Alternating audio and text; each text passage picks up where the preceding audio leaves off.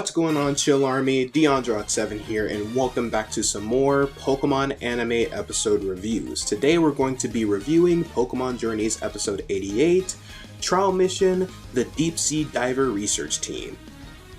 This was a fine episode, but not quite as good as the other Project Mew episodes in my opinion.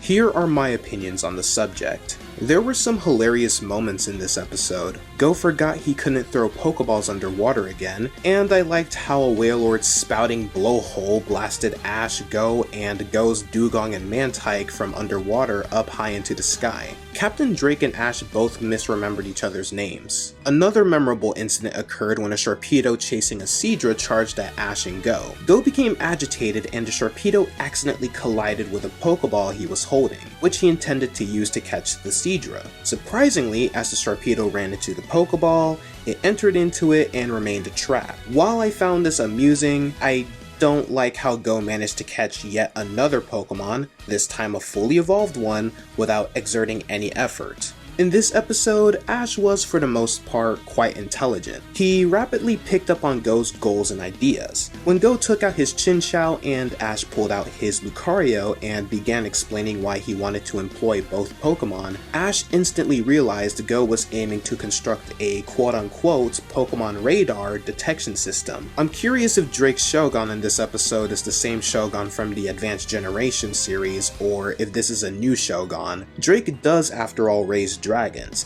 It's possible it's similar to how we know Drayden had a Haxorus, but he was later spotted raising an Axew. Let's not forget that while Drake was raising a Shogun back in Advanced Generation, he was also raising a Salamence. Drake's appearance in this episode as a noted Dragon-type user and a man of the water is highly natural, given that Kingdra is a Dragon and Water type. Drake's explanations of his own life and personal ambitions were pretty interesting. Drake remarked that he no longer has his much larger, grander ship from Advanced Generation, and that he now just has this little salvage boat. Drake seemed to be satisfied with this little vessel. There are no explanations for why Drake has a different ship now. I wish we could have seen if Drake had a Kingdra of his own. I'm sure he does. Ash is seen caressing a wild but friendly Gorbis in the backdrop of a scene that only lasted a second. Maybe this is a subliminal indication of Ash's tremendous progress as a trainer and on his way to becoming a Pokemon master. Go gets along well with the Seadra and befriends him. On this mission, I enjoyed how Go was more forceful,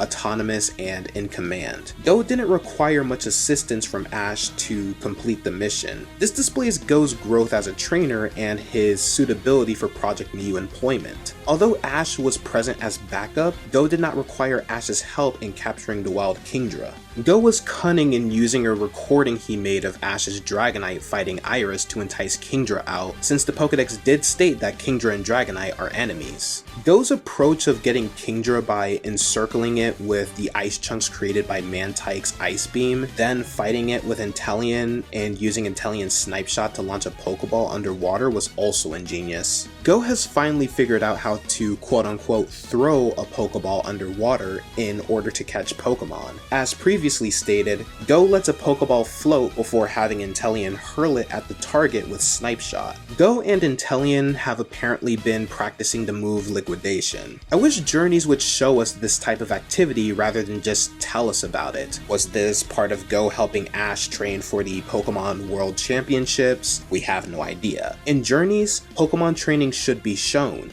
While I thought the battle with Kingdra was rushed, I don't believe it was genuinely rushed. I believe Go's Pokemon didn't land as many attacks on Kingdra as they should have in order to portray Kingdra as a tough wild Pokemon. I'm not sure if the fight with Kingdra had any serious issues, but I believe it could have been better. Even if a segment of a story is amazing and critically flawless, that doesn't imply it can't be improved further. I'm curious how Drake found out about Ash's participation in the Pokemon World Championships. In the episode, I don't recall Ash saying anything about it. Did Ash mention it off camera? Is Drake aware of this because he is also a competitor in the Pokemon World Championships? The ending, with Danica and Quillen fighting a Regirock, foreshadows a legendary Golem storyline. I'm excited to watch it. This was a fantastic episode overall. I appreciated it as much as many of Journey's more recent episodes. The events in the second part of the episode, in my opinion, were either not paced or executed as effectively as they may have been. That is why, in my opinion, this episode is significantly inferior to the other Project Mew episodes. Drake's reappearance was greatly welcomed and thoroughly enjoyed. The episode's humor and Go's growth as a trainer were other highlights. This episode receives an 8 out of 10 rating. Anyways, that is going to conclude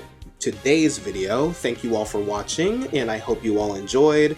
If you guys did enjoy it, don't forget to smack that like button, as it really helps me out with YouTube's crappy algorithm. Also, if you guys want to see more videos like this, make sure you guys subscribe and click that bell icon. It's 100% free, and be sure to check out all of my other content as well. But until then, I love you all, and I'll see you guys on the next video. Only good, Shield Army.